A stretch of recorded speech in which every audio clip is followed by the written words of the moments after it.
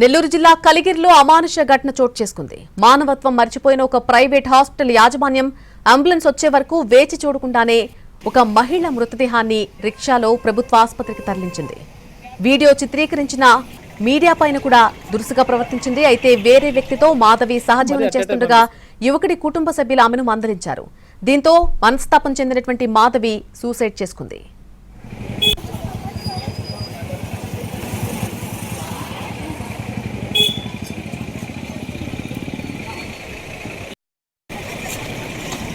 నెల్లూరు జిల్లా కలిగిరిలో జరిగినటువంటి అమానుష ఘటన ఇది. మానవత్వం మర్చిపోయినటువంటి ఒక ప్రైవేట్ హాస్పిటల్ యాజమాన్యం అంబులెన్స్ వచ్చే వరకు కూడా వేచి చూడకుండానే ఆ మహిళ మృతదేహాన్ని రిక్షాలో ప్రభుత్వ ఆసుపత్రికి తరలించింది.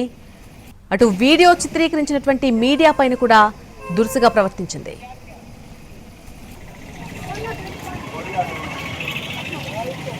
మరి అట్టే పంపిస్తుంది. ఏదైనా అంబులెన్స్ ఏదైనా తీసుకొని పంపించాలి రిక్షాలో.